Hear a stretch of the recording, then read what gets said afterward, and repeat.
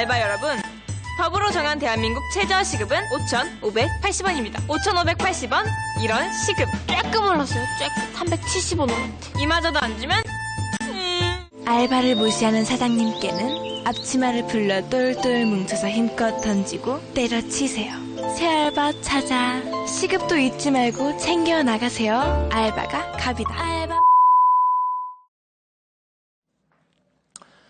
방금 보신 영상 많이 보셨는지 모르겠는데 한 아르바이트 구인 구직 사이트의 CF입니다. 이게 어제부터 아주 뜨거운 논란이 됐습니다. 소상공인들이 이게 좀 부당한 내용이다 이렇게 항의하면서 광고를 내려라 이렇게 요구를 하고 나섰는데 실제로 문제가 있는 건지 오늘 팩트체크해서 좀 짚어보겠습니다. 그 아이돌 가수라면서요, 저 모델이. 예, 그렇습니다. 예. 그래서 더 화제가 된지 모르겠습니다. 눈길도 더 끌고. 하여간 영상을 잠깐 봤는데 구체적으로 어떤 내용이기에 이렇게 문제가 된 겁니까? 예, 영상 다시 한번 보면서 자세히 한번 설명을 드리겠습니다. 예, 예. 아르바이트 구인구직 사이트가 알바생들에게 이런 정도는 당연히 법적으로 요구할 수 있다라는 취지로 만든 동영상인데요. 먼저 최저시급이 올해 조금 올라서 5,580원이 됐다라는 내용을 소개하고 있고요. 또 그리고 저 내용 이후에 이어서 야간에 일할 경우는 1.5배의 수당을 받을 수 있다는 내용도 같이 담았습니다. 예. 자, 그리고 마지막으로 저 모습은 이런 게 잘 안 지켜질 경우 그만둬야 하는데 그때까지 일한 시급도 다 챙겨서 나갈 수 있다. 이렇게 세 가지 내용으로 구성이 되어 있는 겁니다. 예. 어떻게 보면 뭐 당연한 내용들이기도 한데 왜 문제가 이렇게 심하게 됐을까요? 예, PC방을 운영하는 한 단체에서 이 사이트 업체에게 공식적으로 항의 문서를 보냈거든요. 예. 그 내용을 보면은 이 CF가 모든 상공인을 악덕 고용주로 매도하고 있다. 가뜩이나 경기 침체로 어려운데 소상공인들에게 분노와 상실감을 줬다. 뭐 이런 내용인 거죠. 예. 즉각 배부를 중지하고 공개 사과도 하라. 이렇게 요구를 한 겁니다. 예. 특히 문제가 된 게 이 부분인데요. 볼까요? 대한민국 알바들의 야간 근무 수당은 시급의 1.5배. 1.5배. 안 지키시면 협박 아님 걱정돼서 그럼. 예, 협박은 아니라고 했는데 예. 사실상 뭐 협박같이 들리기도 하고요. 그러니까 분위기는 가볍게 제작을 했는데 소상공인들이 들으면 굉장히 좀 나름대로 뼈아픈 부분들이 좀 있었던 모양이죠. 예, 그 부분에 예. 이제 또 5인 미만 사업자 같은 경우에는 이제 야간에 1.5배를 한다라는 게 적용이 되지가 않습니다. 예. 그렇기 때문에 이 사이트에서는 이 내용을 담은 두 번째 영상은 삭제한 광고만 내보내기로 한 겁니다. 예. 최저임금을 잘 지켜주고 계신 사업자들도 물론 많이 계십니다. 어려운 환경 속에서도. 근데 실제로 지급 현황은 어떻습니까? 서울시에서 실제 서울시 내에서 아르바이트생들이 어떻게 일하고 있는지 근무 환경 조사를 한 게 있거든요. 예. 자, 그 내용을 살펴보면은 근로계약서를 서면으로 작성하지 않는 곳이 36%나 됐습니다. 예. 그리고 4대 보험 가운데 단 하나도 가입을 하지 않은 곳이 60%를 넘었고요. 그러면서 또 최저임금, 문제가 된 이 최저임금도 제대로 안 주고 있는 곳이 12%였습니다. 예. 특히 청소년들 이 패스트푸드점에서 많이 일하지 않습니까? 거기서 많이 당하는 사례를 봤더니 꺾기를 당하거나 뭐 초과수당, 최저임금도 제대로 못 받았다는 사례 많이 신고돼 있었습니다. 예, 예. 뭐 꼭 통계를 보지 않아도 이건 사실 뭐 많이 체감하고 있는 부분들이 많이 있으실 것 같은데 그래서 정확한 권리에 대해서 알바생들에게 이렇게 알려주는 것은 뭐 필요해 보이기도 합니다. 예. 그러면 이 광고를 만든 업체 쪽에서는 왜 만들었다고 얘기를 합니까? 연락을 오늘 해봤더니 정말 뭐 이 부분 관련해서 항의를 참 많이 받았다고 합니다. 예, 예. 그런데 이제 일단 알바생들의 고충을 재치 있게 풀어내는 과정에서 오해가 생긴 것 같다. 공익적인 측면에서 이해해달라. 이게 이제 공식 해명이었는데요. 예. 그런데 업계 관계자들, 이런 어떤 중개 사이트, 업계 관계자들을 또 취재하다 보니까 꼭 이 업체뿐만이 아니라 이런 경우가 종종 있었다고 합니다. 예. 그 이야기 직접 들어보시죠. 내년에는 아르바이트가 이런 면들이 달라집니다. 이런 걸 좀 정리해서 보도자료를 내곤 했었는데 최저임금 부분을 이렇게 언급을 해서 내보냈다가 신병원의 위협도 받고 닭비를 조심해라. 최저임금을 오르는 걸 알바생들이 알게 하지 말라는 식의 전화를 직접 받은 적도 있고요.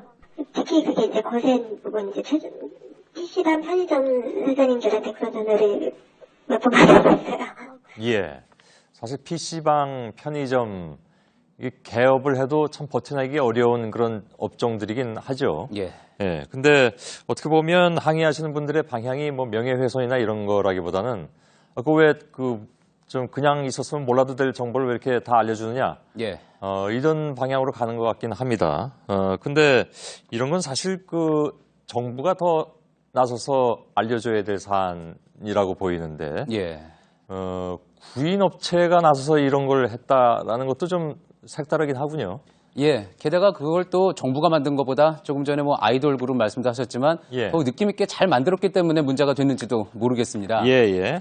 물론 말씀하셨던 대로 소상공인분들 경기가 살아나지 않으면서 참 많이 고생하고 계시는 것 사실입니다. 예. 살펴보면은요, 편의점 10곳이 새로 문을 열면은 3곳이 3년을 버티지 못해서 문을 닫는다고 하고요. 예. 또 PC방 같은 경우는 3년 안에 폐업하는 곳이 10곳 중 7곳이나 된다고 합니다. 예. 또 전국의 개인 사업자 가운데 절반 이상이 월 100만 원도 벌지 못한다는 조사 결과도 있는데요. 이와 관련해서 알바 노조 관계자 이야기 귀 기울여 들어볼 만했습니다. 한번 같이 들어보시죠. 예.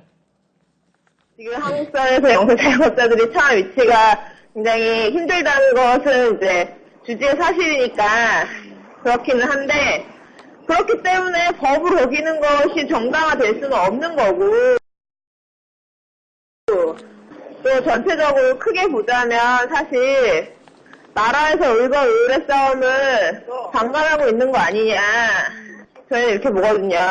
예.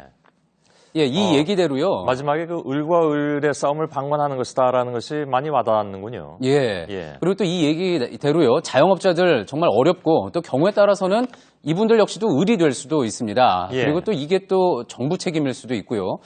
그렇다고 해서 혹시 을이 또 다른 을에게 불법을 행한다면은 그것까지 정당화될 수는 없을 것 같습니다. 그렇죠. 그건 뭐 당연한 얘기이기도 하고요. 사실은 이런 걸 잘 지키면서 장사도 좀 잘 해나갈 수 있는 그런 상황, 경기가 좀 많이 빨리 좀 풀렸으면 좋겠습니다. 예, 김필기 기자의 팩트체크였습니다. 수고했습니다.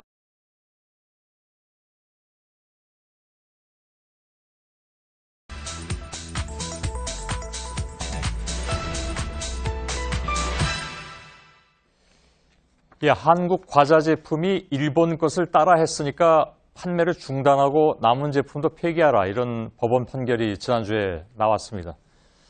지금 뭐 이 뒤에 비디오월에는 아주 울긋불긋한 과자 사진들이 많이 있는데, 사실 그동안에 일본 제품과 너무 똑같은 국내 과자들이 논란이 되기도 했죠. 그래서 위법 판결이 난 것은 근데 이례적인 것 같습니다. 어째서 이렇게 과자 시장에서는 모방 제품이 많은 건지, 또 독점적인 권리가 있긴 한 건지 오늘 팩트체크해서 짚어보도록 하겠습니다. 김필규 기자. 예. 예. 시절이 하도 하수상해서 과자 얘기를 하면 시청자분들이 어떻게 받아들일지 모르겠는데, 뭐 그래도 이런 것도 해야 되는 거니까요. 예. 우리가 과자 얘기는 지난번에 뭐였죠? 허니 버터칩. 예. 예. 그 이후로 처음 하는 것 같습니다. 예. 예. 근데 지금 화면에 제품들 이렇게 쫙 나와 있는데, 예. 이게 일본 제품하고 비슷해가지고 논란이 됐던 그런 과자들이란 얘기죠? 예, 맞습니다. 예. 그리고 이제 화면에도 나와 있지만 그중에 대표적인 제품을 몇 개 실제로 가지고 나왔는데요. 예. 먼저 이쪽에 있는 이 빼빼로 제품이요. 예. 83년에 이제 국내에서 출시가 됐는데 그 옆에 있는 이제 그 제품은 66년 일본에서 나온 포키. 그래서 두 제가 개가 좀 상당히 꺼내봐도 되죠? 예, 그렇습니다. 그게 똑같네요. 일본 제품이고요. 그리고 이게 한국 제품인데 예. 외관상으로는 거의 비슷합니다. 예. 예. 그리고 그리고요. 제품에 대한 평가는 하지 않겠습니다. 예. 오해받을까봐. 예. 그리고 이제 또 옆에 있는 제품이요. 이게 우리나라 대표 과자라고 할 수 있는 새우깡인데요. 예. 이 새우깡은 이제 71년에 한국에서 출시가 됐습니다. 예. 근데 이 역시 옆에 있는 64년에 출시된 일본 가루비의 에비센을 뺏겼다는 논란 그동안 계속 나왔습니다. 이게 7년 먼저 나왔단 말이군요. 그렇습니다. 꺼내보시죠. 그것도. 예, 그게 에비센이고 이게 새우깡인데 역시 외견상으로는 구분이 예. 힘들고요. 거의 똑같네요. 예, 그리고 또 이제 포장지에도 새우 그림이 그려져 있는 모습, 붉은색의 배경 아주 비슷해서 계속 논란이 되어 왔습니다. 예. 예. 뭐 우리 새우깡에 새우가 좀 더 사실적으로 그려져 있긴 합니다만. 예, 아무튼. 그렇습니다. 그 밖에도요, 지금 또 이 뒤에 이제 화면으로 마저 보실 텐데, 예. 왼쪽에 있는 제품이 우리나라 제품이고, 오른쪽에 있는 게 일본 제품입니다. 예. 지금, 그리고 또, 밑에는 저런 어떤, 제품들, 음료수까지도 다 있는데, 역시 뭐 외관상으로 봐서, 그리고 이제 내용물을 꺼내 봤을 때는, 예. 어느 게 일본 제품이고 어느 게 한국 제품인지 알기가 힘든데, 모두 일본 제품이 먼저 일본에서 출시가 됐던 겁니다. 예. 그러니까 한국이 베꼈다라는 논란을 피해갈 수가 없는 부분인 건데요. 예.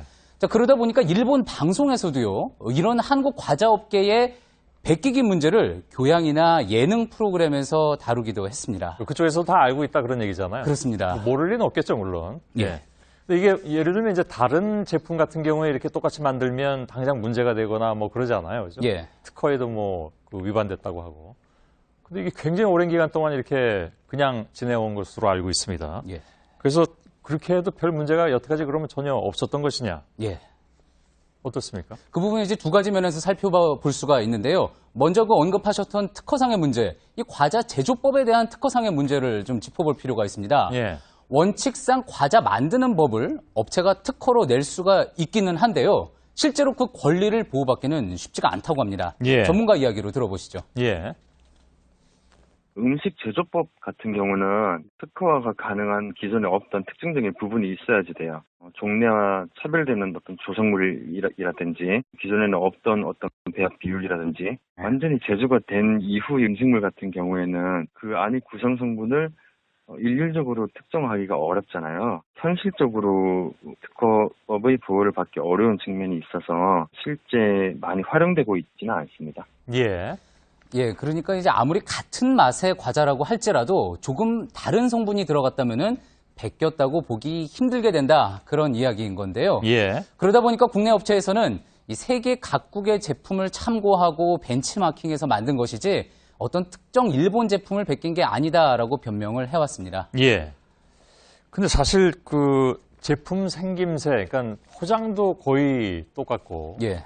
또 그 내용물은 뭐 거의 저렇게 구분하기가 어려울 정도로 그렇게 돼 있으면 분명히 이거는 이거 베꼈다라고 얘기할 수 있는 건데, 예. 그럼 일본 제과 업체들에서는 왜 여태까지 아무 얘기가 없었습니까? 일본 제과업체가 아무 이야기 없다는 것. 그게 바로 이제 두 번째 논란이 없었던 이유인 건데요. 예. 바로 관련 법 규정이 친고죄라는 점입니다. 그러니까 피해를 봤다는 일본 기업이 직접 나서야 이 문제를 해결할 수가 있는 건데 예. 수십 년 동안 워낙에 일본 제품 수입 자체가 막혀 있지 않았습니까? 예. 그런데다가 그게 풀린 이후에도 본격적으로 진출한 일본 업체가 많지 않았고요. 또 정서적인 문제도 있어서 딱히 소송이 없었던 겁니다. 별로 자기들이 손해를 본다고 느끼지를 못해왔다 그런 얘기군요. 그렇습니다. 예. 자, 그런데요. 또 여기서 한 가지 드는 궁금증은 자, 지금 보시는 것처럼 국내 업체들끼리도 일본 업체와 국내 업체가 아니라 국내 업체들끼리도 소위 미투 제품이라고 해서 베낀 제품 많지 않았습니까? 예. 그런데 이 부분에 있어서도 역시 실제 소송까지 가는 경우는 많지가 않았었는데요. 그 이유는 뭔지 전문가에게 역시도 들어봤습니다. 예. 특허 출연을 하게 되면 이 배합 같은 걸 공개를 해야 되거든요. 오히려 그게 또 역으로 당할 수도 있고 대여섯 개 회사가 이렇게 독과점 정도로 하고 있다 봐야 되기 때문에 서로 약간은 이렇게 참조를 많이 하는 걸로 보여요. 어차피 또 다른 회사에서 다른 상품을 또 만들면 그걸 또 이렇게 좀 벤치마킹을 하다 보니까 소송을 하는 것보다는 그냥 넘어가는 게 더 많은 걸로 보입니다. 예. 이거 지금 그 화면을 보니까 진짜 똑같네요. 예. 그 초코파이는 저 왼쪽 게 롯데고 오른쪽 게 어디 겁니까? 오리온입니다. 오리온. 위에 써 있군요. 신짱이란 것도 그냥 똑같고요. 예. 예. 이른바 이런 걸 미투 제품이라고 합니까? 예, 그렇습니다. 특히 밑에 있는 것은 최근에 열풍이 있었던 또 조금 전에 말씀하셨던 예. 허니버터 제품이 나온 이후에 저건 요즘 구하기가 쉽나 모르겠습니다. 아무튼. 예. 그런데 그 이후에 다른 업체에서도 비슷한 게 비슷한 나왔단 형태로 말이죠. 이렇게 나왔던 겁니다. 예. 근데 일본 업체는 그렇다 치고 우리 같은 경우에 예. 그러니까 이런 게 이제 여러 가지 지금 얘기한 것 때문에 그렇다 쳐도 이건 어떻습니까? 그러니까 일본 업체가 이번에 소송을 건 것은 예. 다 조용한데 건 거는 이제는 안 되겠다. 우리 이익이 본격적으로 침해받기 시작했다라고 느끼기 시작했다는 얘기인가요? 예. 글리코사와 합작을 하고 있는 이제 해트글리코에서는 공식적으로 그 부분에 대해서 인정을 하지는 않았지만 그렇게 생각해 볼 수 있는 여지가 있습니다. 예. 지금 글리코사, 포키를 만들고 있는 글리코사가 해태제과 합작해서 국내에서 직접 제품을 생산, 판매한 지 4년째가 되고 있거든요. 예. 보통 11월 11일 빼빼로 데이에만 즈음에서 팔리는 빼빼로가 무려 700억 원 규모가 됩니다. 예. 그러니까 일본 입장에서도 만만한 시장은 아닌 거죠. 다만 앞서 말씀드렸듯이 내용물을 가지고 독점권을 주장하기는 힘든 상황입니다. 예. 그래서 이번에는요, 디자인 보호법 등에 따라서 비슷하게 만든 이 제품, 빼빼로 제품의 포장을 문제 삼았던 겁니다. 예. 지금 보시는 것처럼 곡선 모양으로 돼 있는 이 상자 케이스 모습과 또 빼빼로가 하나 그려져 있는 이 모습들 상당히 그건 좀 할 말이 좀 없겠네요. 예. 그러니까 이제 서울중앙지법에서도요, 제품 형태도 거의 같고 포장 강면의 배색이나 초콜릿 과자를 배치한 모양 등 구성이 매우 흡사하다. 그렇게 판단을 내렸던 겁니다. 예. 그러면 예를 들면 일반적으로 팔리고 있는 빼빼로도 앞으로 못 팝니까? 그러니까 왜 빼빼로 데이 되면 뭐 많이들 사잖아요, 그죠? 예. 다른 아예 제품 자체가 못 나오고 그런 건 아니죠. 그렇지는 않습니다. 예. 다른 제품은 상관이 없는 거고요. 이번 판결과 관련해서는 이 제품 하나인데요. 빼빼로 프리미어라고 해놨던 이 제품은 지난해 빼빼로 데이 때 한시적으로 내놓은 기획 상품입니다. 예. 그러니까 이제 따로 회수할 것도 없고 판매 중단을 할 것도 없다는 게 롯데제과 측의 설명인데요. 롯데제과 측에서는 소송 제기 자체가 국내 후발주자인 상대적인 후발주자인 글리코사가 관심을 끌기 위한 것이다. 이렇게 반박을 하기도 했습니다. 예. 자, 그런데요. 그동안 국내 과자업계 하면은 어떤 과다 포장, 그리고 지금 저희도 한번 보도해드린 적이 있었는데 이런 질소 충전, 과다 포장, 그리고 또 눈살을 찌푸리게 하는 지나친 미투 경쟁, 이런 걸로 논란이 되지 않았습니까? 예. 이번 판결을 두고 소비자들이 일본 업체의 공격에 직면한 국내 제과업계를 응원해 줄지 어떤지는 잘 생각을 해볼 일입니다. 예. 저 화면이 뭔가 좀 궁금해하실 분 계실 텐데 과자 봉지로 떼목 만들어서 가고 있는 겁니다. 그만큼 이제 질소 포장? 예, 이게 맞습니다. 심하다 이런 걸 나타내는 거죠. 예. 알겠습니다. 김필규 기자였습니다. 수고했습니다.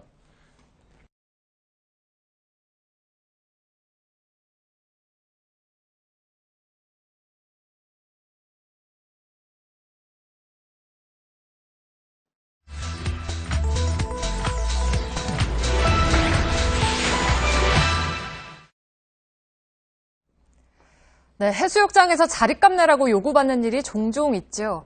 이거 내는 게 맞는 건지 망설이다가도 딱히 따져 물을 근거가 없어서 돈 내신 분들 많으실 겁니다. 오늘 팩트체크에선 해수욕장 자릿세 어디까지가 합법인지 따져보겠습니다. 휴가 계획 있는 분들에게 아주 유용할 것 같은데요. 오대영 기자가 준비했습니다.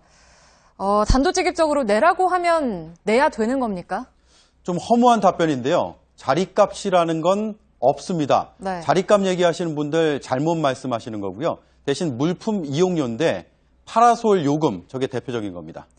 네, 그러면 개인적으로 저런 거를 준비를 해가면 돈 낼 일이 없다는 겁니까? 뭐 결과적으로 그렇습니다. 내 파라솔을 내가 펼쳐서 쓰면은 누가 뭐라고 하겠습니까? 그런데 가끔 덩치 큰 분들이 와서 네. 이거 치우라 혹은 돈 내라 이렇게 말씀하시는 분들이 있는데 네. 좀 거칠게 표현하면 무시하고 그냥 쓰셔도 무방합니다. 네. 왜 그런지 제가 이유를 설명을 드릴 텐데요. 일단 가장 기본적인 근거는 법에 나와 있습니다. 해수욕장법이라고 있는데요. 3조를 보겠습니다. 해수욕장은 모든 국민의 자산이라고 밝히고 있습니다. 네, 그러니까 국민의 자산이니까 무상으로 쓸 수가 있다는 얘기인가요? 그런데 지금부터 설명드릴 게 좀 중요한데요. 잘 들으셔야 될 겁니다. 이 법이 동시에요. 지자체가 해수욕장 시설 사업을 해도 된다고 허락을 하고 있습니다. 그래서 해운대나 경포대, 대천처럼 인파가 몰리는 곳은 상업구역과 일반구역을 나눠놨습니다. 상업구역은 지자체가 직접 운영하거나 단체에 위탁을 하는데요.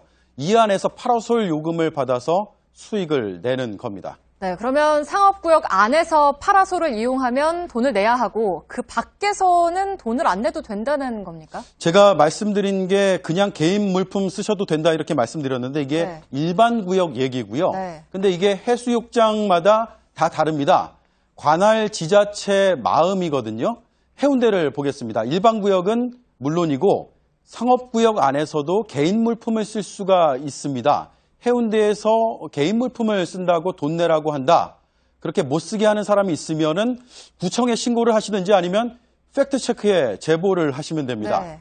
경포대나 대천 해수욕장은 상업구역 안에서만 개인 물품 못 쓰게 합니다. 정리하면은 상업구역 밖에서는 무료입니다. 자유로 쓰시면 되고요. 안에서는 때에 따라서 지자체에 따라서 좀 다릅니다. 네, 그런데 결국 돈을 안 내는 가장 간단한 방법은 상업구역만 벗어나면 된다는 건데요. 사실 그 구역이 가장 명당 자리 아닙니까? 제가 해운대 사진을 하나 준비했는데 좀 보여주시죠. 자릿세가 없다면서 왜 자릿세 하는지 이 한 장으로 설명이 됩니다. 저 하얀색 사각형 보시면요. 저게 다 상업구역입니다. 백사장의 거의 대부분인데 일반 구역 찾아보기가 힘들죠. 그러면 저기 중간에 행사존이나 워터파크 존으로 되어 있는 거는 뭡니까? 행사존, 워터파크존 대체로 행사를 위해서 무대를 설치하기 때문에요. 방문객들이 편하게 사용할 수가 없습니다. 결국은 울며 겨자 먹기로 돈을 내고 파라솔을 쓰든지 아니면 정처 없이 떠돌면서 물놀이를 해야 합니다. 자리값이 없다고 하지만 자리값을 사실상 내야 하는 구조를 법으로 만들어 놓은 셈인데요. 네. 또 다른 해운대 백사장의 사진 보여드리겠습니다. 파라솔이 다 뒤덮고 있습니다. 저게 다 상업구역입니다. 파라솔 숫자로 2008년에 기네스북에까지 올랐다고 합니다. 무료 공간 안 보입니다. 네. 그러니까 돈을 안 내도 되기는 하지만 안 낼 수 없는 구조를 만들어 놨군요. 그리고 또 요금이 너무 비싸지 않냐, 바가지 아니냐 이런 불만도 늘 있어 왔는데요. 가격은 누가 정하는 겁니까? 요금은요, 각 지자체에서 정하는데 지자체가 그때 물가에 따라서 바꿉니다. 네. 이게 해운대의 올해 이용료입니다. 파라솔이 8,000원입니다. 이 가격이 사실상 합법적인 자리값인 것이고 이보다 많으면 바가지가 되는 거죠. 네. 저희가 해운대, 경포대, 대천 해수욕장의 물품 이용료를 팩트체크 페이스북에 별도로 올려놨습니다. 참고하시면 좋을 것 같습니다. 네, 그런데 해수욕장은 공유지란 말이죠. 그런데 해수욕장의 대부분을 상업구역으로 둔 것, 물론 법으로는 뭐 문제가 안 된다고는 하지만 그런 수익들은 그러면 어디로 가는 겁니까? 지자체가 위탁을 한 공익 성격의 단체가 있습니다. 토지 사용료 정도만 지자체가 가져가고요.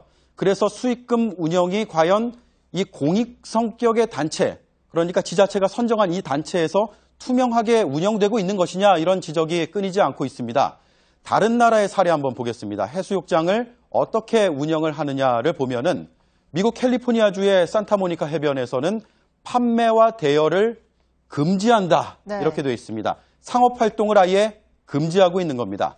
프랑스의 니스, 프라이빗 비치와 퍼블릭 비치를 비슷한 규모로 운영을 하고 있는데 우리와 뭐 단순 비교할 수는 없겠지만 공적인 공간을 무료로 보장을 하고 있는 건 눈에 띕니다. 네. 해수욕장 운용이 뭐 많이 투명해졌다고는 하지만 여전히 관광객들 입장에서는 불합리한 부분이 많은 거군요.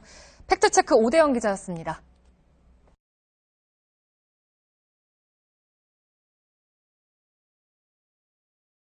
예, 팩트체크 시간입니다. 오늘 그 김필규 기자가 나와야 되는데요. 김필규 기자가 매우 심한 독감에 걸려서 못 나오고 있습니다. 집에서 쉬고 있습니다. 그래서 누가 대신 나왔냐 하면 제 옆에 있는 한윤지 기자가 대신 나왔습니다.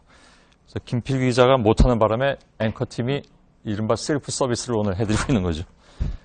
어서 오세요. 네. 예, 이렇게 얘기하려니까 또 좀 쑥스럽기도 합니다. 아무튼 준비한 아이템이 어떤 겁니까? 네, 먼저 김필규 기자의 빠른 쾌유를 빌겠습니다. 그리고 예. 오늘 제가 준비한 아이템은 생활 밀착형 아이템인데요. 먼저 질문이 있는데 손앵커 같은 경우는 집에서 빨래를 건조할 때 혹시 실내에서 건조를 하시나요? 아니면은 베란다, 그러니까 실내와는 좀 구분된 공간에서 예. 말리시나요? 그건 남의 사생활인데 알겠습니다. 추울 때는 요즘 같은데 바깥에다 못 걸죠. 근데 너무 건조하면 또 안에 거는 경우도 있고. 근데 결국 그 안에 건다는 게 좀 논란이 됐었잖아요. 예, 그렇죠. 지금 그 얘기를 하려고 하는 거죠? 예, 맞습니다. 예, 예. 실제로 이렇게 실내에서 빨래를 건조하는 경우에 심각하게 사람의 목숨을 위협할 수 있다, 이런 이야기들이 있고요. 예. 또 실제로도 뭐 신문 기사들을 보면은 뭐 폐의 충격 뭐 이런 식으로 실내 건조의 위험성이나 빨래 말릴 때 주의할 점 보도들도 꽤 많이 있습니다. 예. 또 심지어는 TV 프로그램에서도 이런 위험성들을 경고하고 있습니다. 예.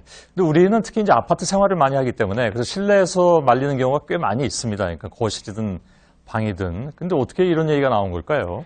네, 이 근거로 제시되는 게 바로 2012년 영국 글래스고대 건축대의 보고서입니다. 빨래를 실내에서 말리면 곰팡이와 세균 등이 변식하게 되고 이 세균들이 천식 환자나 알레르기 환자 등에게 치명적일 수 있다, 이런 얘기입니다. 예. 또 심지어는 세제 찌꺼기가 증발하면서 호흡기로 들어가게 되고요. 그러면 암까지 유발할 수 있다, 이렇게 경고를 하고 있습니다. 예. 자, 그 얘기만 듣고 보면 굉장히 좀 심각한 것 같은데, 근데 빨래를 널었다고 해서 곰팡이까지 쓸 정도가 되느냐? 그건 아니지 않을까요? 예, 보고서에서는 이렇게 표현을 하고 있는데요. 실내에서 빨래를 건조하는 경우에 빨래 직후에 실내 건조가 약 30% 가까이 높아진다라고 얘기를 하고 있습니다. 예. 실내 습도가 75% 이상 유지가 되면 차가운 벽 표면의 결로 현상, 그러니까 보시는 것처럼 이렇게 물방울이 맺히는 현상이 발생하게 되는 거고요. 이런 상황들이 창문 틈이나 벽 모서리 같은 곳에서 곰팡이나 진드기 같은 미생물이 번식할 수 있는 아주 좋은 환경을 만들어준다는 겁니다. 예. 그러니까 실내 습도가 한 75% 이상 이렇게 훌쩍 넘어가면 좀 위험하다 하는 얘기가 되는데 우리는 겨울이 좀 건조한 편이잖아요. 예, 실제로 그 말씀하신 그런 지적들이 있는데요. 예. 이번 연구가 우리나라 환경과는 좀 맞지 않다 이런 얘기들이 좀 있습니다. 예. 글래스고 연구팀이 연구를 진행한 곳은 영국의 글래스고라는 지역인데요. 보시는 것처럼 해양성 기후고 또 겨울철 습도가 보시면 대부분이 다 파란색 계열이잖아요. 파란색 계열은 거의 88% 습도가 유지된다라는 의미입니다. 아, 예. 반면에 우리나라 같은 경우는 겨울철 평균 습도가 약 40에서 60% 정도이기 때문에 좀 다르다고 볼 수가 있는 거죠. 예. 그래서 실제 이 연구를 진행한 글래스고대 콜린 포테우스 교수에게 이메일로 문의를 해봤는데요. 그랬더니 통풍이나 환기에 따라서 결과가 달라질 수 있다. 이렇게 답변을 해왔습니다. 예. 그렇군요. 지역에 따라 이렇게 편차가 다 있는 거니까 똑같이 연구 결과를 적용하기는 어렵다. 근데 또 한 가지는 왜 그 화학물질 빨래에 이렇게 세탁을 하면 그 세탁제 화학물질인데 그게 나오면서 몸에 굉장히 해롭다 이런 얘기가 굉장히 크게 돌았었잖아요. 예, 그렇습니다. 세제나 섬유유연제에 포함되어 있는 벤젠이나 톨루엔과 같은 이런 것들을 휘발성 유기화합물이라고 하는데요. 예. 이런 물질들 때문에 문제가 됐었는데 이런 성분들 중에는 실제로 발암물질로 분류된 것들도 있습니다. 예. 그러니까 빨래에서 이런 물질들이 증발하면서 체내에 들어가게 되고 또 밀폐되고 습도가 높은 곳에서는 가장 취약한 환경이라는 주장입니다. 하지만 이 역시 지나친 걱정이라는 게 대부분 전문가들의 의견이었습니다. 예. 직접 들어보시죠. 가스 부유물질, 그다음에 뭐 세균에 나오는 그런 여러 가지 접착제 성분 이런 것들인데 세탁물에서는 그 정도는 안 나와요. 이 방향제 한번 뿌리는 거 양도 안 돼요. 세탁물에서 세제에서 나오는 휘발성 유기화합물 정도는 아주 작죠, 양이. 네, 휘발성 예. 유기화합물이라는 거는 아주 쉽게 얘기를 하면 새집 증후군을 좀 생각하면 아주 쉽게 이해할 수 있습니다. 예. 새집에 들어가서 뭐 페인트나 접착제를 발랐을 때 바로 막 발랐을 때 나오는 거를 말을 하는 거고요. 세탁기로 빨래를 해서 충분히 헹궈낸 경우에는 그 수치가 미비합니다. 지금 보시는 것처럼 뭐 스프레이, 페인트, 방향제보다도 훨씬 세제가 수치가 더 낮게 나오기 때문에 사실상 걱정할 필요가 없다라는 게 전문가들의 예. 의견입니다. 그러면 뭔가요? 결국은 그냥 집안에서 안심하고 말려도 된다는 결론인가요? 네, 그렇습니다. 특히 겨울철 이 실내 습도를 조절하기 위해서 이 빨래를 충분하게 활용할 필요가 있다라고 전문가들이 많은 얘기들을 했는데요. 예. 연세대학교 강희철 교수 같은 경우에는 습할수록 몸에는 좋다는 점을 강조했습니다. 다만 너무 습도가 높다 보면은 세균이나 곰팡이가 번식할 수 있으니까 집에 작은 습도계를 하나씩 갖춰놓고 적정 습도인 40에서 60% 정도를 유지할 수 있도록 환기를 자주 시켜줄 필요가 있다. 이렇게 강조를 했습니다. 예. 또 아무리 추워도 하루에 3번, 또 한 번 할 때마다 10분 이상은 충분하게 환기를 시켜줘야 한다는 게 전문가들의 조언이었습니다. 예. 잘 들었습니다. 팩트체크. 오늘은 김필기 기자가 독감이 걸려서 한윤지 기자가 대신했습니다. 수고했습니다. 네.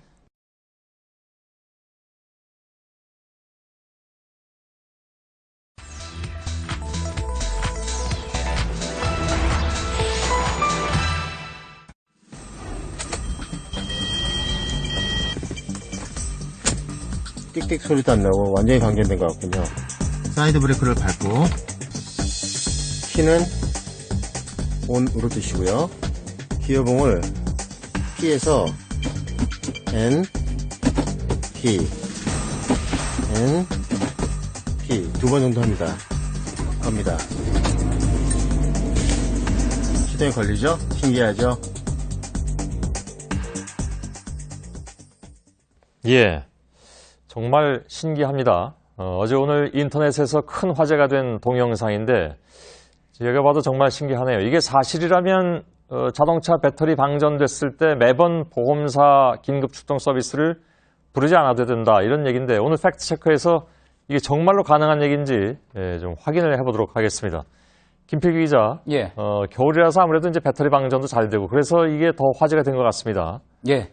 한 블로거가요, 배터리 방전 시 꿀팁, 긴급 출동 부르지 마세요라는 제목으로 자기 블로그에 이제 글을 올린 건데요. 예.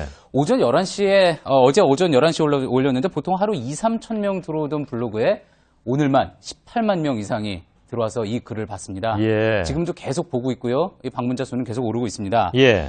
다른 유명 게시판에도요, 이 글을 뭐 본인이 혹은 다른 사람이 퍼나르면서 그에 따른 댓글도 많이 달렸는데요. 예. 뭐 너무 좋은 팁 감사하다. 뭐 그런 의견부터 해봤는데 안 되더라. 거짓말하지 마라. 이런 항의까지 다양했습니다. 예. 그 밑에 말은 좀 더 험하게 하셨는데 옮겨드리진 않겠습니다. 근데 저렇게 해도 과연 되는 게 맞느냐 하는 거잖아요? 예. 예. 일단은 그 글에 나온 내용을 바탕으로요, 하나하나 추적을 좀 해봤습니다. 예.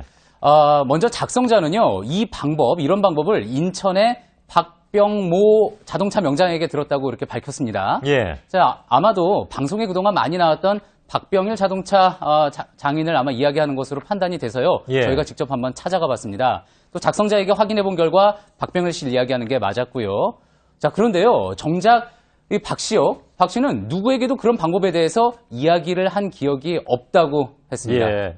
박병하고 또 다른 글자의 명장이 계신 건 아니죠? 예, 아닙니다. 본인에게, 작성자에게 이분 박병일 씨 이야기하는 아. 거냐고 물어봐서 맞다고 대답을 들었습니다. 아, 그런가요? 예, 예. 하여간 정보 제공자로 지목된 사람이, 난 그런 얘기 한 적이 없다 이렇게 되니까 이게 얘기가 좀 복잡해져 버렸는데. 예. 저렇게 시동을 거는 것에 대해서 그러면 이 박 명장께서는 뭐라고 얘기를 하십니까? 결론부터 말씀드리면은요, 이런 방법은 말도 안 된다라는 이야기였습니다. 아, 그래요? 예. 박병일 씨가 실제로요, 방전된 배터리를 가지고 직접 실험하는 장면을 저희에게 보여줬는데요. 함께 한번 보시죠. 예, 예. 자, 지금 저렇게요, 방전된 배터리를 차량에 집어 넣습니다. 예. 자, 그리고 나서 테스터기를 가지고요, 저렇게 연결을 해서 실제 방전이 된 건지 아닌지 한번 봤는데요. 지금 눌러보니까 지금 화면에서 보시는 것처럼, 예, 방전이 된 거 맞습니다. 예. 확인할 수 있고요. 그리고 나서 이제 시동을 한번 걸어봤는데 당연히 방전된 배터리니까 안 걸리겠죠. 예. 그래서 지금 저렇게 불만 깜빡거리고 안 걸립니다. 그래서 동영상에 나왔던 대로 저 변속 레버를 왔다 갔다 여러 차례 보고 또 걸었는데 역시 보시는 것처럼 안 걸리는 모습 확인할 수 있습니다. 그대로 한 거 맞습니까? 동영상에? 예, 그대로 한 거 맞습니다. 아, 예. 근데 그러면 동영상은 됐잖아요. 예, 됐죠. 예. 그래서 배터리가 방전된 상태에서 변속 레버를 왔다 갔다 해도 시동이 안 걸린다. 그러나 동영상은 됐다.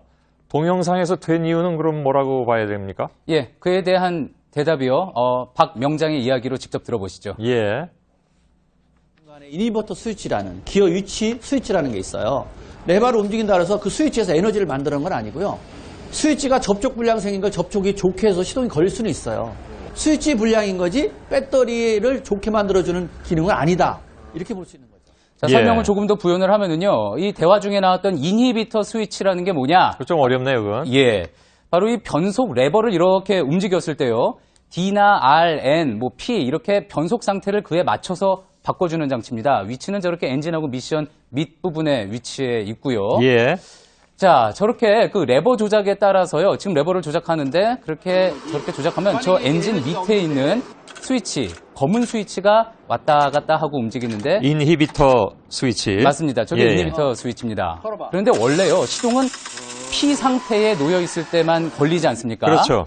그런데 지금 보셨던 저 인히비터 스위치가 서로 접촉이 좋지 않으면은 시동이 안 걸릴 수 있다는 그런 이야기입니다. 실제로 이런 일은 자주 일어날 수 있는 그런 고장이고요. 예. 그렇다면 동영상 속에서 나온 거는 저거대로만 해석을 하자면 이 배터리가 방전돼서 안 걸렸던 것이 아니라 우리가 소개해드린 인히비터 스위치에 문제가 있었기 때문이다. 그렇게 봐야 되는 건가요? 예, 그렇습니다. 예. 좀 더 확실하게 아무래도 보기 위해서는 제조업체 측의 공식적인 설명도 한번 들어볼 필요가 있을 것 같아서요. 예. 그래서 현대자동차에도 이 동영상에 대한 분석을 의뢰해봤습니다. 그 이야기 직접 들어보시죠. 예. 지금 상태는 배터리가 정상이라고 보셔야 되고요. 계기판에 전원이 모두 다 들어오고요. 각종 경고등이 정상적으로 들어왔을 때는 배터리 전압값이 충분히 있다고 보기 때문에요. 시동을 충분히 걸 수 있는 조건이죠. 네. 그런데도 키를 돌렸는데도 시동이 안 걸리는 경우는 파킹 스위치가 인히비터에 있는 파킹 스위치 접점이 신호값이 안 들어왔기 때문에 그래서 시동이 안 걸리니까. 예.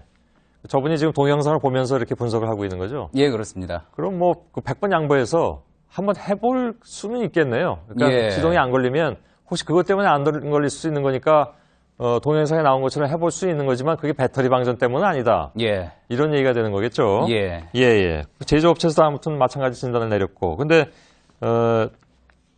그냥 정말 만에 하나. 예. 저렇게 해서 배터리에 어떤 그 자극을 좀 줘서. 예. 뭐 조금 남아있는 거. 왜 우리가 휴대폰이 그 배터리가 나가도 조금 남아있잖아요. 예. 그걸 이렇게 자극해서 시동으로 연결되는 건 아닐까요? 저 역시도 뭐 기계가 고장났을 때 이렇게 쿵쿵 쳐서라도 한번 작동시켜보고 싶은 마음이 있기 예, 때문에 예. 만에 하나 정말 뭐 그런 가능성이 있지 않을까 그런 생각을 해서 명장에게 다시 한번 물어봤는데요. 예. 그 대답 들어보시죠. 예. 완전히 배터리가 방전된 배터리는 다시 배터리를 새 배터리로 교환하거나 점프시켜서 거는 방법이 없습니다. 뭐 스위치를 움직이나 뭐 이렇게 뭐 배터리 터미널 좋게 한다고 걸리는 건 아니죠. 예. 예. 현대차의 김병조 기사, 조금 전에 보신 그 김병조 기사도 정비 경력이 21년인데요. 방전된 배터리를 그런 방식으로 해결했다는 이야기 한 번도 본 적도 들어본 적도 없다고 했습니다. 예. 근데 하여간 어저께 이 영상을 보고 굉장히 기발한 방법이다. 예. 그렇게 감탄하셨던 분들한테는 굉장히 좀 실망스러운 결과이면 틀림이 없군요. 예, 그렇습니다. 예. 이 보통 11월에서 이듬해 2월까지 이 겨울철 동안에요. 배터리 방전으로 보험사에 긴급 서비스를 요청하는 건수가요. 한 해 평균 289만 건이나 된다고 합니다. 예.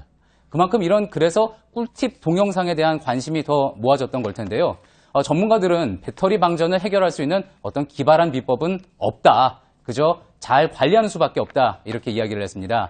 자, 그러니까 5궤에 실내에 주차하는 게 가장 좋겠지만 5궤에 주차를 해야지 된다 그러면은 가급적 차량 앞부분이 볕이 있는 곳에 세울 수 있도록 그렇게 하고요. 예. 또 동파 방지하듯이 배터리에 수건을 덮어주는 것도 오래된 배터리에는 효과가 있다고 합니다. 예. 또 그리고 블랙박스나 내비게이션 요즘 많이 쓰시잖아요. 이렇게 배터리 소모할 수 있는 것들은 주차할 때 전원을 꺼두는 습관 중요하다는 그런 이야기였습니다. 전 사실 이거 오늘 보면서 예전에 그 스틱 자동차 몰 때 지금도 예. 가끔 스틱이 있습니다만은 시동이 안 걸리는 경우에는 예를 들면 이제 기아를 2단에 놓고 클러치 밟은 상태에서 차는 움직이니까 클러치 밟으면 뒤에서 밀어주고 어느 정도 갔을 때 클러치를 발에서 확 떼면 시동이 걸리는. 예. 제가 좀 정확하게 기억하고 있는 건지 모르겠는데 그런 방법이 있었거든요. 그래서 그것과 비슷한 게 아닌가라고 생각을 했는데 그건 뭐 배터리하고는 상관이 없었던 거니까 이건 배터리가 완전히 떨어졌을 때 그렇다고 하는 거니까 예. 그건 사실과 다르다. 이렇게 받아들여야 되겠군요. 알겠습니다. 김필규 기자였습니다. 수고했습니다.